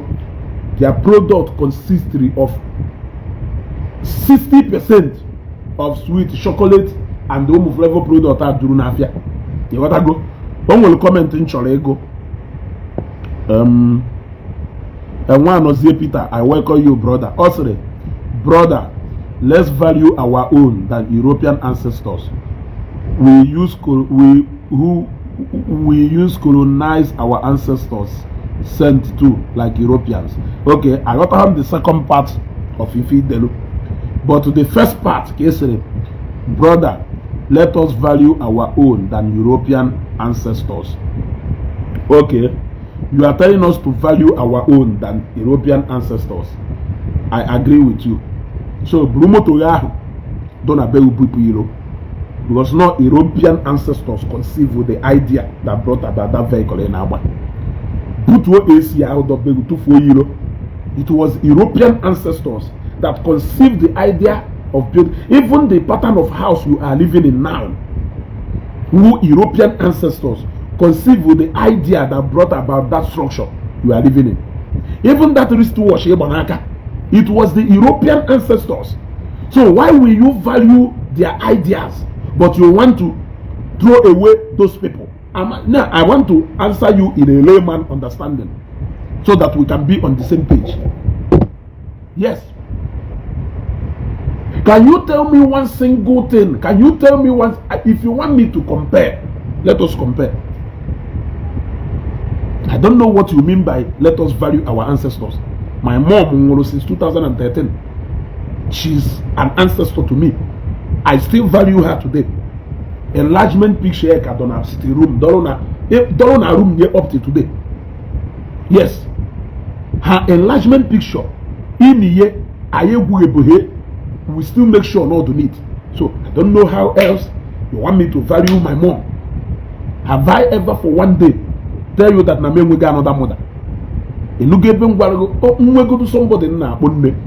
I have one biological mother, which even after 50 years from now, I will still be telling my kids, my mother, because she is still my mother. Does it mean that the name was not late by John Okafo? No nyamro. Ochenjigo. In the year, you will need year 2 in the year, Okado me compound on. I'm asking you. Oh no more picture do ator na your compound. How else are you going to value them? Are you talking about worshiping them? Are you talking about worshiping them? Let us understand what you mean by saying let us value our own. I made mention of Michael Dike, my dad. I did not see him, but yet I recognize the fact that Nonya Motaranam. So he's my grandfather, even when I did not meet him. My grandmom's place, I can get well. Why in Kayija get by and open Nama recognize or the fact not because of man or career dear, could you were my mother? So how else are you saying that even some places your grandmother's house, when we get your grandmom and Hosindo? What I go? Also, the same way you worship James and Peter and John in the Bible. So, who worship James and Peter? I be there from there. Who worship James and Peter? How will you go in and worship James and Peter? We don't worship James and Peter.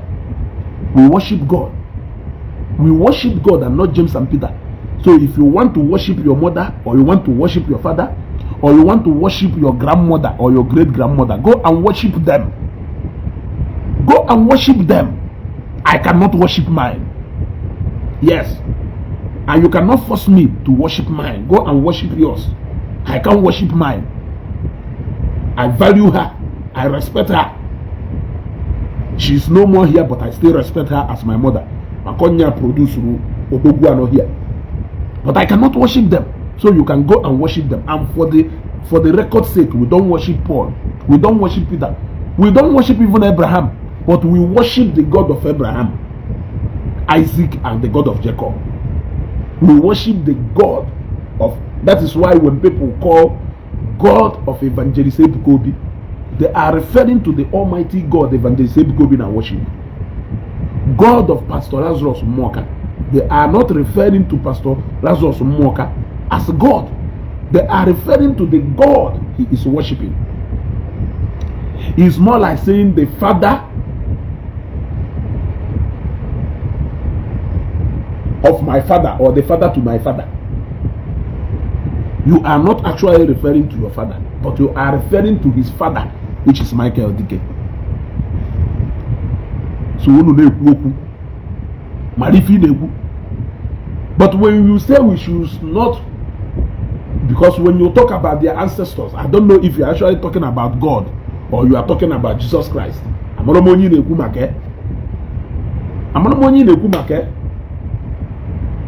Bia Lagos,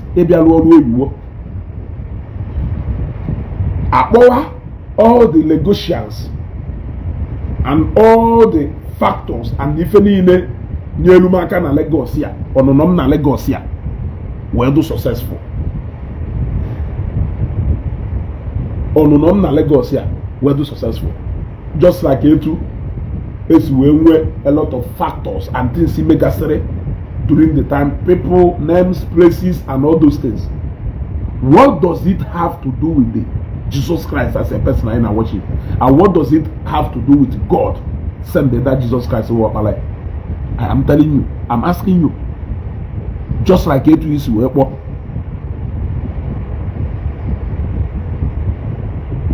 Peter, Paul. Who says no haka in our worship? Who says na Lagos Mbiaro, na Mobiare Abiola, na Lagos Mbiaro no Echukwu Emeka Potano? Who says so? They are the people not there who makes my Lagos Mbialo worth staying, who contributed. So I make reference to them each time I am telling you about my experience in Lagos. Yes, that is it.